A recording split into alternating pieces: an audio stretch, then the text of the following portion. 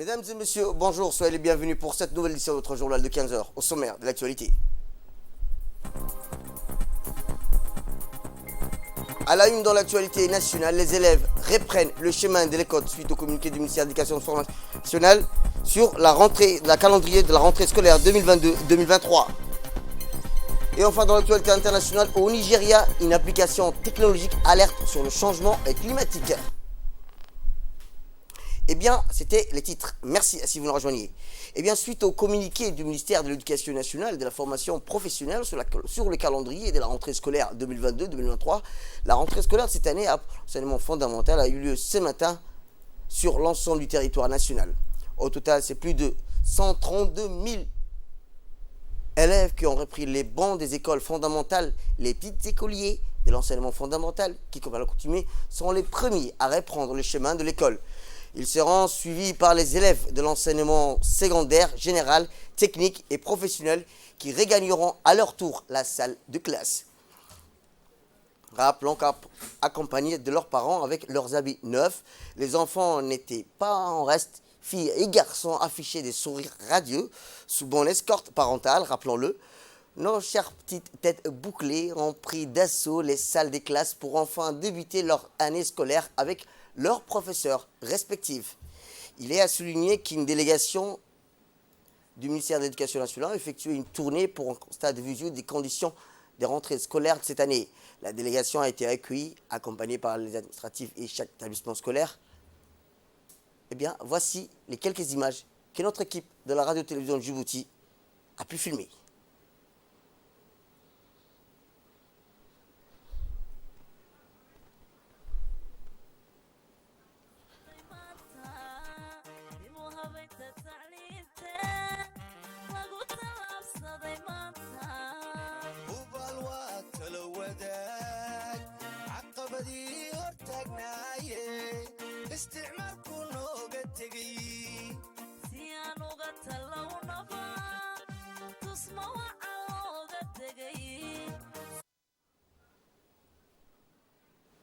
C'était la rentrée scolaire de l'année 2022-2023. C'est suite au communiqué du ministère de l'Éducation nationale et de la formation professionnelle sur le calendrier de la rentrée scolaire 2022 où la rentrée scolaire de cette année pour l'enseignement fondamental a eu lieu ce matin.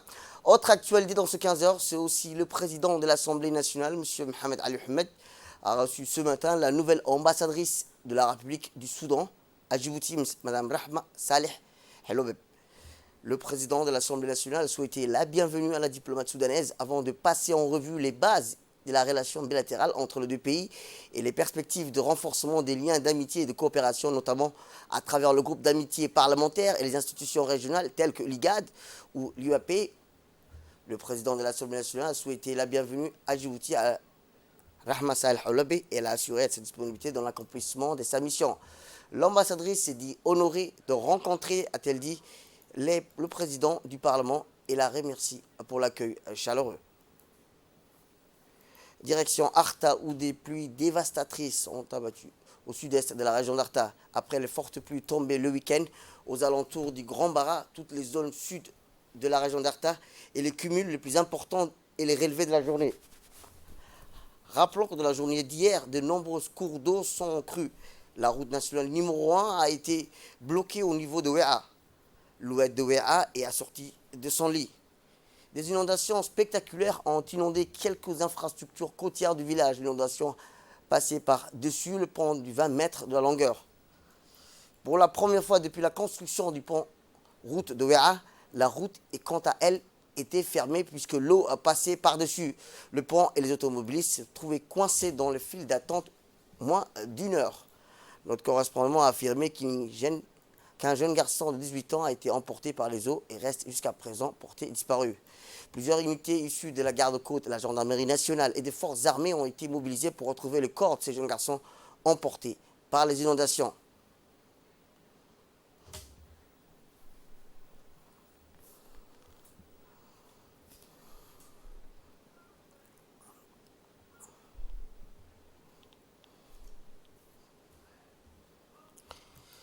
Direction le sud où l'équipe ASS Djibouti Telecom se trouve en stage de préparation depuis hier. L'équipe d'Ali Sebier est au grand stage de haut niveau d'entraînement à Ali Sebier. Les joueurs et les techniciens ont été installés au centre de l'école sport d'études de la région d'Ali Sebier et des moyens logistiques et technologiques ont été mis à leur disposition. Cette mise en verte permettra à l'équipe d'Ali Sebier de se préparer pour le match de la Coupe de la CAF qu'elle va jouer avec le club rwandais à Kigali à Djibouti. À l'arrivée à l'ICB, un accueil exceptionnel a été réservé à l'équipe par les autorités de la région. Le préfet de la région, Moussa Adel Miguene, le président du conseil régional, Shalmak Hassan Alale, en présence du président du club, Artist Djibouti Telecom, M. Ahmed Moussa Absié, ainsi que le comité de l'équipe. Ce stage auront alors pour objectif principal de renforcer davantage certaines connaissances théoriques, pratiques ou de manière plus générale pour permettre aux joueurs de garder régulièrement le rythme. Chaque année, le CAF, en collaboration avec les associations membres et les ligues, s'engage dans un processus de licence qui se concentre sur l'amélioration du football club. Au total, plus de 58 clubs et 46 associations membres de la CAF ont été licenciés pour l'édition 2022-2023 de la Ligue des champions de la CAF. L'équipe AS Djibouti Telecom est parmi les clubs qui ont obtenu une licence pour la saison pour participer à la Ligue des champions de la Coupe des Confédérations. Au total, Énergie 2022-2023. Les matchs allés du premier tour préliminaires se joueront le 9 au 11 septembre prochain. On reste toujours dans le sud où, dans le cadre de la consolidation de la paix et de la cohésion sociale entre les jeunes de la région de l'Unité, l'Association pour le développement social et la protection de l'environnement de Gobat, connue sous le sigle ADZEC, a organisé du 1er au 4 septembre dernier des journées sportives et culturelles dédiées à la culture de la paix à Asaïla. Cette journée a vu la participation du président par intérim du conseil régional de Dikil, Ibrahim Gourou Abdallah, du sous-préfet d'Asaïla, des responsables de l'association ADZEC, les membres du Sewiru, des FO du comité local de paix de Dikil. Aussi, plus de 8 équipes issues de différentes localités ont participé à ce tournoi, à savoir les clubs de Harou, Okare, Sankal, Aserela, Sizalou, Ponta et Koutabouya. En effet, ce projet d'organisation des journées sportives et culturelles dédiées à la culture de la paix ont été réalisés avec l'appui financier de l'Union européenne et a fait pour objectif principal de consolider la paix, renforcer les liens d'amitié et de fraternité entre les deux jeunes communautés cohabitent et les activités mises en œuvre au cours des premières journées du jeudi 1er septembre sont la marche communautaire de la paix ainsi que la soirée d'animation culturelle qui ont pu rassembler une mobilisation massive des jeunes et des filles, garçons venus des différentes localités de la région d'Ikil. Et durant 2 derniers jours se sont déroulés consécutivement le tournoi de football dédié à l'équipe et enfin à la rencontre finale suivie de la cérémonie de remise des trophées. L'association précise également que durant ces 3 jours consécutifs, l'association ADZEC a assuré le transport, l'hébergement et la restauration. Donc on a amené 8 équipes. Les 8 équipes se sont affrontées à Sela. Donc parmi 8 équipes, il y a 2 équipes qui sont en finale, l'équipe d'Asela et l'équipe de Dikil, en cours de réalisation. Donc l'objectif de cette activité, c'était la paix. Donc la réconcilier des 2 communautés, à savoir qu'à Sela, il y a 2 communautés. Donc on a été de faire une réconciliation, c'était la paix. Donc l'objectif de cette journée, c'était la paix. Et on vient de clôturer maintenant à Sela.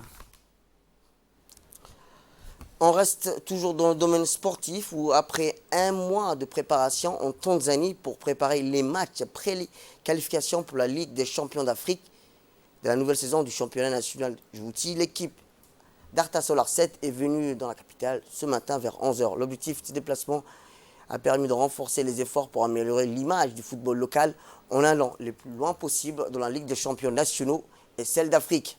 Le club Arta Solar 7 veut se permettre au top avant l'expédition africaine qui débutera en septembre. Le club a joué plusieurs matchs amicaux contre des équipes locales comme le club tanzanien afin de se préparer mentalement et physiquement.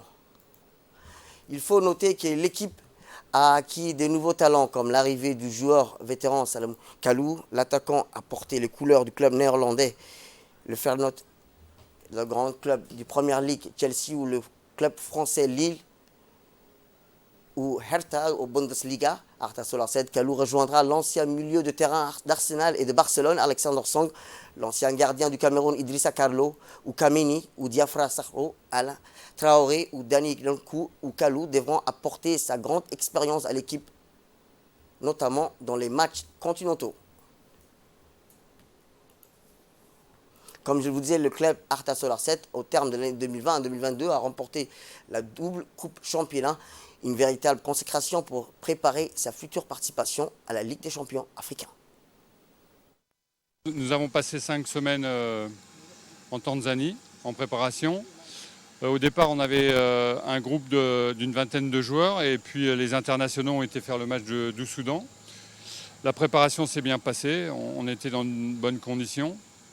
Et puis au fur et à mesure, les oppositions étaient de plus en plus importantes. On a joué Azam, qui a fini 3e, puis on a fini par Simba. Globalement, on a progressé, on a encore une semaine de préparation, on va avoir besoin pour être au top, mais on a beaucoup travaillé, à la fois sur le terrain, en salle de sport, et je pense qu'on a fait le maximum pour être au mieux pour ce match. Donc les nouveaux joueurs sont venus nous rejoindre, dedans il y a Salomon. Salomon a repris l'entraînement avec nous tranquillement, bien, tout s'est bien passé. Il progresse, il a besoin de travailler, de jouer. Et donc il s'est bien intégré, c'est une personne charmante, c'est un très bon joueur évidemment. Et puis tous les nouveaux joueurs aussi, Christophe Dilo dans les buts, Tadeo. Je crois qu'ils ont été choisis de bonne façon parce que c'est des gens qui sont bien, qui ont un bon fond et ce sont des joueurs aussi de grande qualité. Et enfin, dans l'actualité internationale, je vous le dis dans le titre, une application technologique alerte sur le changement climatique. Au Nigeria, des jeunes filles ont développé une application qui devrait encourager davantage des personnes à la lutte contre le changement climatique pour la préservation de l'environnement. Au Nigeria, une application technologique alerte sur le changement climatique. EarthX a été l'un des lauréats régionaux de l'édition 2022 du concours mondial organisé par Technovation, une organisation à but non lucratif basée aux États-Unis qui donne aux femmes et aux jeunes filles les moyens d'utiliser la technologie pour créer le changement. L'application mobile s'ajoute aux campagnes menées dans les écoles qui invitent à jeter les déchets de manière appropriée, à réduire l'utilisation du plastique et à vérifier l'empreinte carbone. Au prochain sommet sur le climat prévu en novembre en Égypte, les Africains veulent parler d'une même voix afin d'obliger les pays pollueurs à respecter leur engagement. Le continent a besoin de 3 000 milliards de dollars pour atteindre ses objectifs d'émissions d'autodéterminés connus sous le nom de contributions déterminées au niveau national. Eh bien, c'est la fin de cette édition. Merci à vous de nous avoir suivis. Restez avec nous pour suivre nos programmes télévisés. Prochain retrouvailles, c'est dans l'audition de 22h.